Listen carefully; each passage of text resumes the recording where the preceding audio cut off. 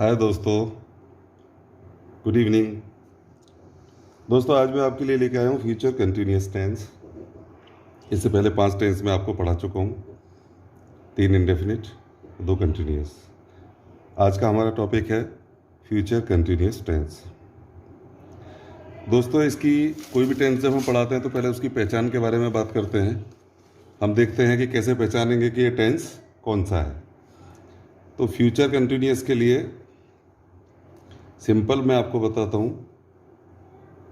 हिंदी में अगर आपको पहचान करनी हो हिंदी वाक्य से, हम लोग हिंदी टू इंग्लिश ही बनाते हैं इंडिया में, मेनली हिंदी टू इंग्लिश हम सीखते हैं। तो हिंदी में सबसे पहले हम पहचान करेंगे और उसके बाद उसकी इंग्लिश कैसे हम ट्रांसलेट करेंगे वो हम आपको बताएंगे। फ्यूचर कंटिन्यूअस टेंस, देखिए जिन वाक्यों के अंत में, यहाँ हम लिख देते हैं, जिन वाक्यों के अंत में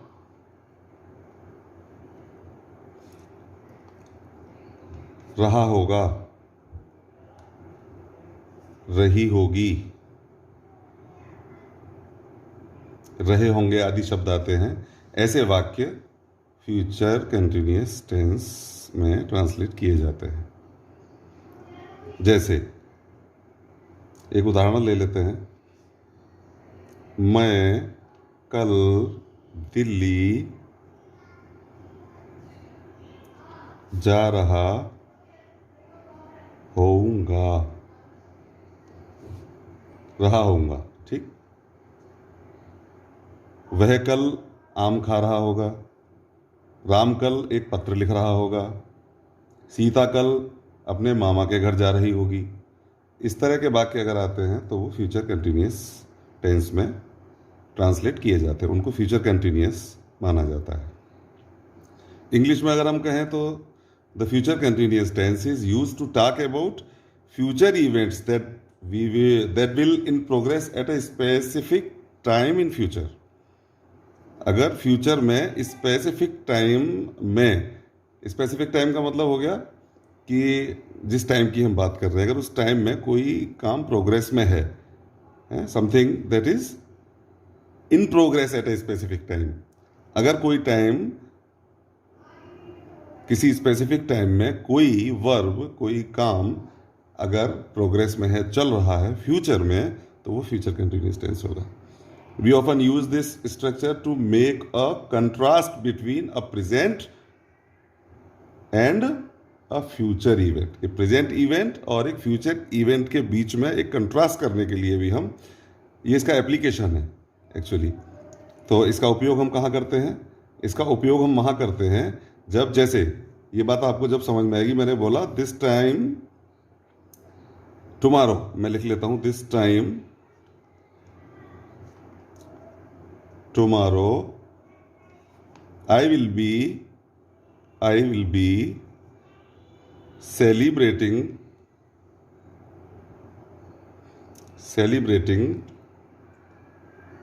माई birthday party. This time tomorrow, कल इसी समय क्या कर रहा हूँगा मैं, ऐसा कर रहा हूँगा। तो आज मैं बात कर रहा हूँ कल के लिए, तो प्रेजेंट का कनेक्शन होता है फ्यूचर के साथ। फ्यूचर जब ही बनेगा जब हम बात तो प्रेजेंट में कर रहे हैं और काम होगा फ्यूचर में। तो ये समझने वाली बात है। तो इसके 2 यूज़ खासतौर से होते हैं, 2 एप्लीकेशन इसके खासतौर से होते हैं। मैं जब भी पढ़ाता हूँ दोस्तों, तो मैं उसका कोई भी चीज़ मैथ्स में हो चाहे इंग्लिश में हो, जब भी मैं बताता हूँ तो उसका एप्लीकेशन में ज़रूर बताता हूँ, उसका अनुप्रयोग क्या है, कहाँ हम उसको यूज़ करते हैं। पढ़ाई को जब तक हम अपने दैनिक जीवन से नहीं जोड़ेंगे तब तक वो उसका सही अर्थों में हम उपयोग नहीं कर पाएंगे अपने लाइफ में, उसका पूरा लाभ हमको नहीं मिलेगा। तो आइए देखते हैं फ्यूचर कंटिन्यूअस टेंस के रूल क्या होते हैं। देखिए 2 बातें ध्यान रखिए। एक तो इसका जो हेल्पिंग वर्ब होता है फ्यूचर कंटिन्यूअस टेंस का, हेल्पिंग वर्ब वो क्या होता है, विल बी और शैल बी होता है, पहली बात। दूसरी बात, वर्ब के फर्स्ट फॉर्म में आईएनजी, या इसको I N G form of the verb भी कहते हैं। जैसे गो है तो गो में आईएनजी लगा दिया, गोइंग हो गया। इसको हम गोइंग को I N G form of the verb भी कह सकते हैं, और हम इसको ऐसे भी लिख सकते हैं कि वर्ब के फर्स्ट फॉर्म में आईएनजी लगा के लिखते हैं।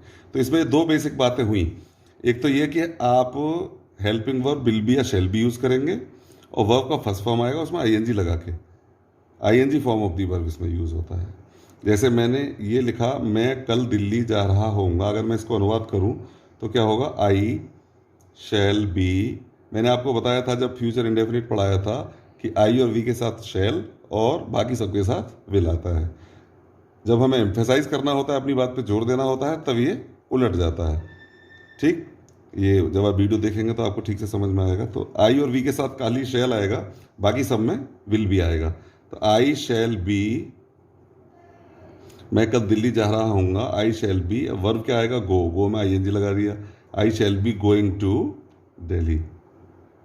और कल के लिए क्या होगा, टुमारो। देखिए कल का अनुवाद भी कैसे करते हैं, अगर पास्ट में हम कल का प्रयोग कर रहे हैं तो येस्टरडे हो जाएगा, और टुमारो में कर रहे हैं, फ्यूचर में कर रहे हैं तो टुमारो हो जाएगा। ठीक, तो कल भी दो होती हैं, एक पास्ट की और एक फ्यूचर की, ये ध्यान रखें। तो इसमें जब भी हम फ्यूचर टेंस में कल का अनुवाद करेंगे तो टुमारोज करेंगे। तो I shall be going to Delhi tomorrow. ठीक, अगला मैंने बोला, this time tomorrow I will be celebrating my birthday party, यानी इस समय मैं अपनी बर्थडे पार्टी मना रहा हूँगा कल। कल इसी समय मैं अपनी बर्थडे पार्टी सेलिब्रेट कर रहा होऊंगा। तो आई और शैल के साथ अब एक वाक्य ले लेते हैं, राम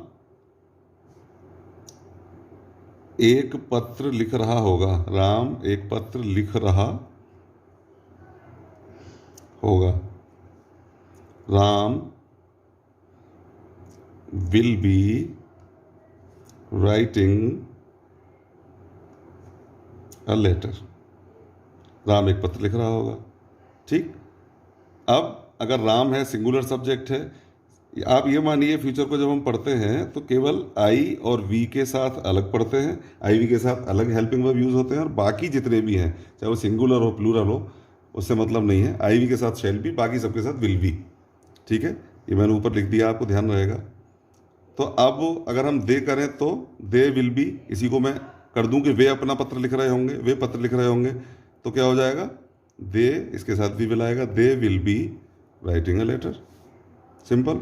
ये पॉजिटिव सेंटेंस हो गए दोस्तों, पॉजिटिव यानी ऐसे वाक्य जिनमें कोई काम होता है वो पॉजिटिव होते हैं। नेगेटिव सेंटेंस जिसमें कोई काम नहीं होता है।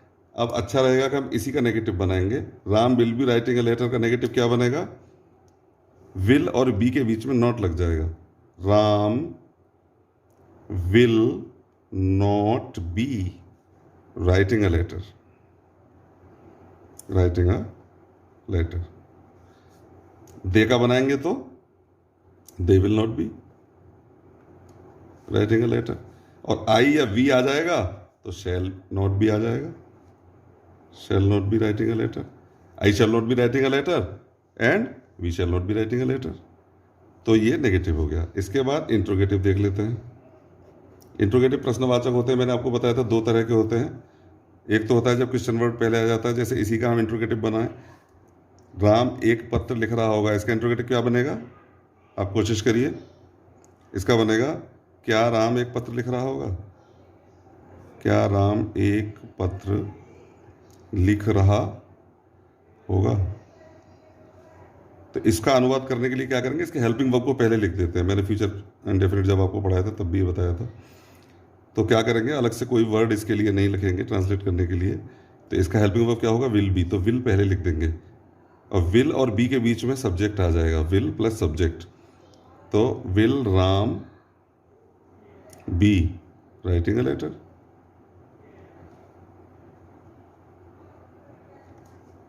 अब ऐसे ही दे का हो जाएगा, ये सेंटेंस है, they will not be writing a letter, positive ले लीजिए, भी नेगेटिव बाद में लेंगे, they will be writing a letter. तो इसका इंट्रोगेटिव क्या बनेगा, इसका बनेगा, will they be writing a letter. क्या वे एक पत्र लिख रहे होंगे, विल, विल पहले आ गया बस। अब दूसरे तरह का क्या होता है कि जब वो क्यों लिख रहा होगा, राम एक पत्र क्यों लिख रहा होगा, वे एक पत्र कब लिख रहे होंगे। अगर इस तरह के वाक्य आते हैं तो उसकी इंग्लिश पहले लिख लेते हैं, why Ram will, why Ram will be writing a letter. अगर दे होगा तो दे आ जाएगा।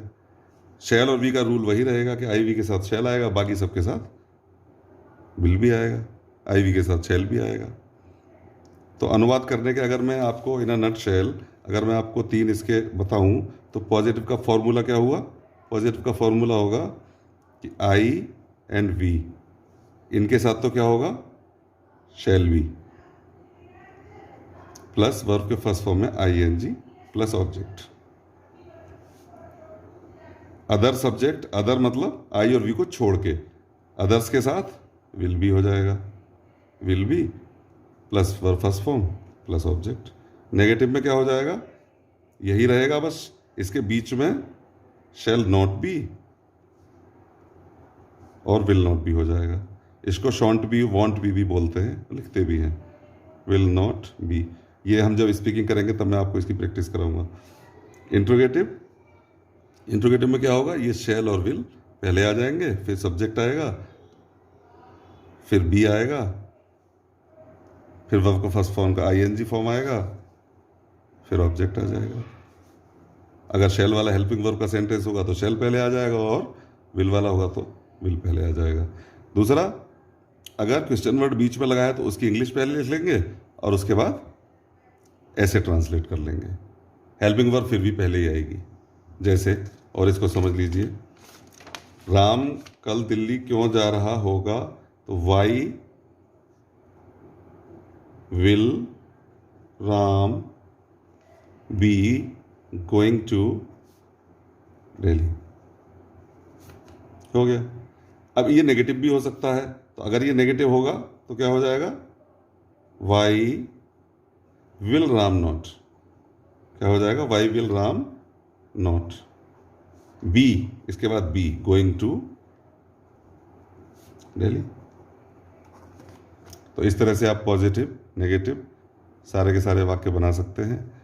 ये थोड़ा सा प्रैक्टिस इसकी करनी पड़ती है, तब ये उच्चारण में ठीक से आते हैं। इनको बार बार आप बोलेंगे। जब मैं इंग्लिश स्पीकिंग कोर्स आपका करवाऊंगा तब आपको इसका अभ्यास हो जाएगा अच्छे से। मैं इसके शॉर्टकट भी बताऊंगा कि शॉर्टकट कैसे बोलते हैं और कैसे इनको अभ्यास करते हैं, जिससे आगे दिक्कत ना हो।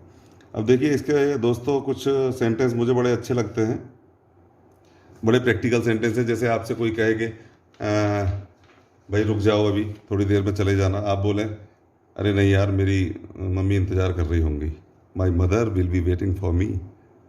वेरी गुड सेंटेंस है ना। ये ऐसे इसके यूज हो जाते हैं। दूसरा, आई will be getting up early in the morning, कल मैं जल्दी उठ जाऊंगा, कल उठ रहा होऊंगा।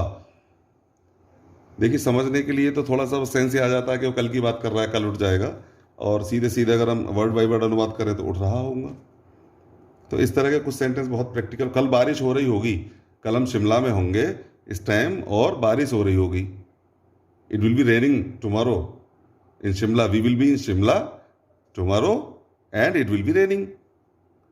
कल हम वहाँ होंगे शिमला में और वहाँ बारिश हो रही होगी। तो इस तरह के ये प्रैक्टिकल वाक्य होते हैं जो हमारे व्यवहार में आते हैं। तो इनको भी आप बनाने का अभ्यास करेंगे। अब मैं आपको एक अभ्यास दे देता हूँ, इसका एक तरीका मैं आपको बताता हूँ। एक वाक्य ले, जैसे राम कल फुटबॉल खेल रहा होगा। ठीक है, एक वाक्य ले लिया हमने। अब इसका दूसरा क्या बनेगा? सब्जेक्ट बदल के पहले राम के बना लीजिए, खेल रहा होगा, फुटबॉल नहीं खेल रहा होगा। तीसरा बना लीजिए, क्या फुटबॉल खेल रहा होगा, क्या राम कल फुटबॉल खेल रहा होगा। चौथा बना लीजिए, क्या राम कल फुटबॉल नहीं खेल रहा होगा। फिर सब्जेक्ट बदल दीजिए, आई कर दीजिए, वी कर दीजिए, फिर किसी का नाम और का लिख दीजिए, फिर दे कर दीजिए। इस तरह से आप एक वाक्य से ही 10, 12, 15 वाक्य बना सकते हैं। सब्जेक्ट बदलोगे तो आपको प्रैक्टिस हो जाएगी, और फिर आपको प्रैक्टिस में आ जाएगा, बाय हार्ट हो जाएगा कि इस तरह के वाक्य इस तरह से बनते हैं। तो दोस्तों, इसी के साथ मैं आशा करता हूँ कि आप फ्यूचर कंटीन्यूअस टेंस ठीक से समझ गए होंगे। नमस्कार।